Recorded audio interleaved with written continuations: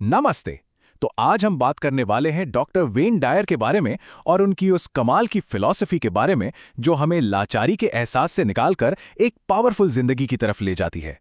ये एक ऐसी यात्रा है जो बताती है कि कैसे हमारे विचार ही हमारी असल दुनिया को बनाते हैं। कभी ऐसा महसूस हुआ है कि जिंदगी की परेशानियां बस चारों तरफ से घेर लेती हैं? हो सकता है वो कोई कर्जा हो, मुश्किल रिश्ते हों या फिर एक ऐसी नौकरी जिसमें अब बिल्कुल मन नहीं लगता। हम में से कई लोग ऐसा महसूस करते हैं जैसे कहीं फंस गए हों। और फिर है ना, जब रात को सब शांत हो जाता है तो दिमाग में एक सवाल गूंजता है, मैं अपनी जिंदगी के साथ कर क्या रहा हूं? ये वो सवाल है जो हमें बताता है कि जिस जिंदगी को हम जी रहे हैं और जिसे हम जीना चाहते हैं उसके बीच एक बहुत बड़ी खाई है। देखिए, ज्यादातर लोग यही मानते हैं कि उनकी जिंदगी बाहरी हालात के कंट्रोल में है। इस बात को और अच्छे से समझने के लिए चलिए डॉक्टर डायर के शो में आए दो लोगों की कहानियों को देखते हैं। तो एक तरफ है जूली, एक वकील जो कर्ज के बोझ तले ऐसी दबी हैं कि कुत्तों के लिए कपड़े बनाने के अपने सपने को पूरा करने से डर रही हैं। और दूसरी तरफ है केली, जो अपने पति के नेगेटिव बातों को अपने सपनों पर पानी फेरने देती हैं। अब इसे थोड़ा और गहराई से समझते हैं। डॉक्टर डायर का कहना था कि डिप्रेशन कोई बाहर से आने वाली बीमारी नहीं है जिसे हम पकड़ लेते हैं। ये तो बस हमारे निराशाजनक विचारों का एक पैटर्न है। और सबसे अच्छी बात क्या है पता है? कि इन विचारों को बदलने की ताकत हमारे ही अंदर है। और यहीं पर इस पूरी फिलॉसफी का जो सार है वो सामने आता है। हमारी अंदर की दुनिया ही हमारी बाहर की हकीकत को जन्म देती है। हम जिस चीज पर भी अपना ध्यान लगाते हैं, चाहे वो अच्छी हो या बुरी, वही हमारी जिंदगी में आने लगती है। तो सवाल यह है कि यह सिद्धांत असल जिंदगी में काम कैसे करता है। चलिए उन कॉलर्स की समस्याओं पर वापस चलते हैं और देखते हैं। चलिए सबसे पहले जूली की कहानी पर वापस चलते हैं।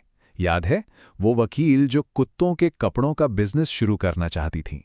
उनकी कहानी से हमें पैसे और कमी की सोच के बारे में एक बहुत बड़ा सबक मिलता है। अब देखिए, जूली को लगता है कि उन्हें $10,000 के लोन की जरूरत है। पर पता है क्या?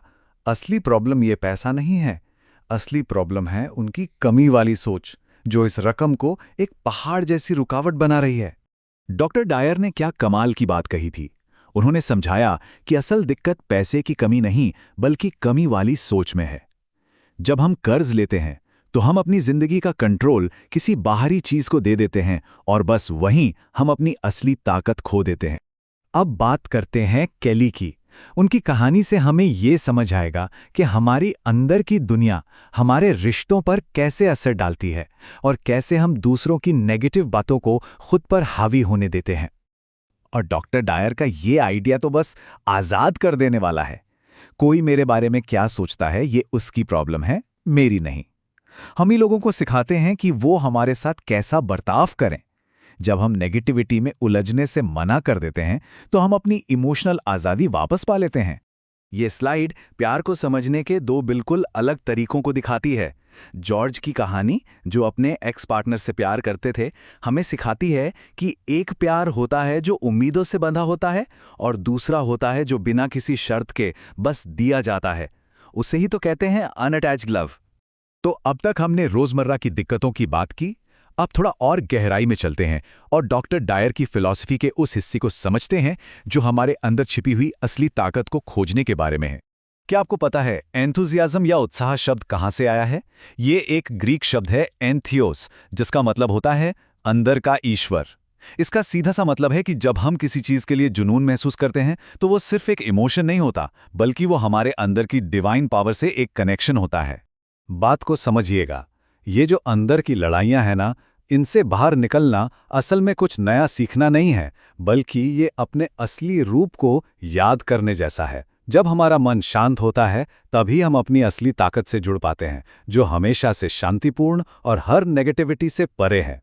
तो ठीक है, ये सारे आइडियाज बहुत अच्छे हैं, पर सवाल ये है कि इन्हें अपनी रोज की जिंदगी में उतारे कैसे।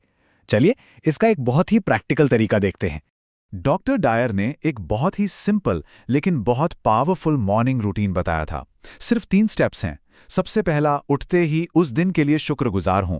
दूसरा, किसी और के लिए कुछ करें, चाहे कितना भी छोटा काम क्यों ना हो। और तीसरा, इस बात पर यकीन करें कि जो आप चाहते हैं वो आपकी तरफ आ रहा है। ये प्रैक्टिस आपके पूरे दिन को पॉजिटिविटी, सेवा और विश्वास से भर देती है। तो जरा सोचिए, हमारे अंदर ऐसी कितनी संभावनाएं हैं, कितने सपनों का जंगल है जो बस सोया पड़ा है। ऐसे कौन से सपने हैं जिन्हें हमने अभी तक छुआ भी नहीं। और आखिर में हम इस एक जबरदस्त सोच के साथ इस बात को खत्म करते हैं। एक छोटे से बलूत के फल के सपनों में एक पूरा का पूरा जंगल सोया हुआ है। ये हमें याद दिलाता है कि हमारे अंदर कितनी बड़ी ताकत है जो बस बाहर आने का इंतजार कर रही है।